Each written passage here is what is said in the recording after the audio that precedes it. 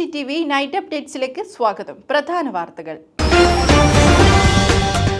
നാലാം ലോക കേരള സഭ ജൂൺ 13 മുതൽ 15 വരെ തിരുവനന്തപുരത്ത്. 100ഓളം രാജ്യങ്ങളിൽ നിന്നെത്തുന്നത് 351 അംഗങ്ങൾ.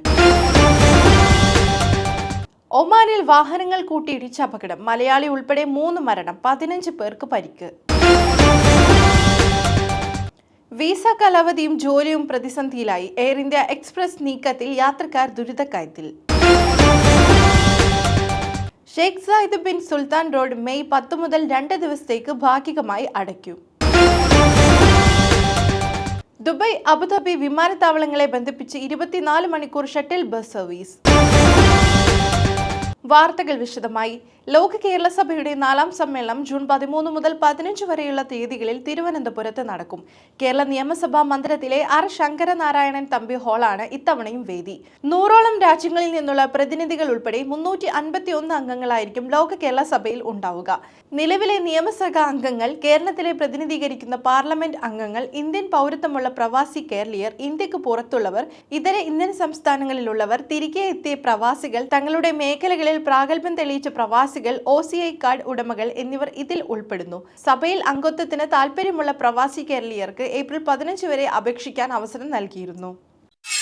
ഒമാനിലെ സുഹാറിന് സമീപം ലിവ റൗണ്ട് ബോട്ടിൽ വാഹനങ്ങൾ കൂട്ടിയിടിച്ചുണ്ടായ അപകടത്തിൽ മലയാളി ഉൾപ്പെടെ 3 പേർ മരിച്ചു, 15 പേർക്ക് പരിക്കേറ്റു. പാലക്കാട് സ്വദേശി സുനിലാണ് അപകടത്തിൽ മരിച്ച മലയാളി.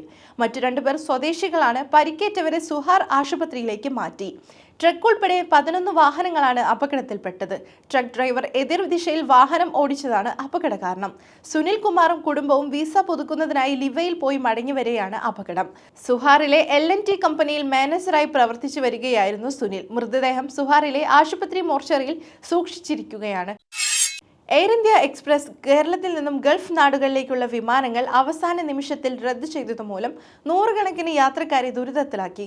ബദൽ സംവിധാനം രൂപപ്പെടുത്തി പ്രശ്നം അടിയന്തരമായി പരിഹരിക്കുന്നതിന് പകരം വിമാന അധികൃതരുടെ ഭാഗത്തു നിന്നുമുള്ള നിരുത്തരവാദിത്തമായ സമീപനം തികച്ചും അപലനീയമാണെന്ന് പ്രവാസി വെൽഫെയർ ഫോറം സംസ്ഥാന കമ്മിറ്റി അഭിപ്രായപ്പെട്ടു.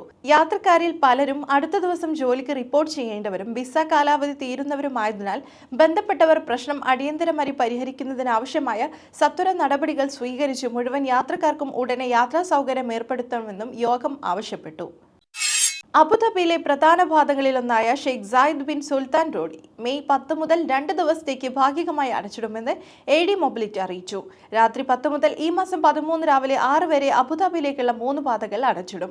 ചുവപ്പ് നിറത്തിൽ ഹൈലൈറ്റ് ചെയ്തിരിക്കുന്ന പാതകളാണ് അടയ്ക്കുക. അതേസമയം പച്ച നിറത്തിലുള്ളവ ബാധിക്കപ്പെടാതെ തുടരും. അബുദാബി വിമാനത്താവളങ്ങളെ ബന്ധിച്ച് 24 മണിക്കൂർ ഷട്ടിൽ ബസ് സർവീസ് ആരംഭിച്ചു. ദുബായിൽ താമസിക്കുന്നവർക്ക് അബുദാബി വിമാനത്താവളത്തിലും അബുദാബിയിൽ താമസിക്കുന്നവർക്ക് ദുബായ് വിമാനത്താവളങ്ങളിലും കുറഞ്ഞ ചെലവിൽ എത്താൻ സഹായിക്കുന്നതാണ് ഈ സേവനം. ദുബായിലെ ഇബൻ ബത്തൂത്ത മെട്രോ സ്റ്റേഷന് സമീപത്ത് നിന്ന് പുറപ്പെടുന്ന ബസ് യാത്രക്കാരെ അബുദാബി സായിദ് വിമാനത്താവളത്തിൽ എത്തിക്കും. ടിക്കറ്റിന് www.zayedinternationalairport.ae ഷട്ടിൽ എന്ന വെബ്സൈറ്റിൽ നിങ്ങൾക്ക് ഓൺലൈനായിട്ട് അപ്ലൈ ചെയ്യാൻ വേണ്ടി സാധിക്കും. 35 ദിർഹമാണ് വൺ വേ ടിക്കറ്റിനുള്ള നിരക്ക് വരുന്നത്. ഇതോടെ വാർത്തകൾ കഴിഞ്ഞു. നമസ്കാരം.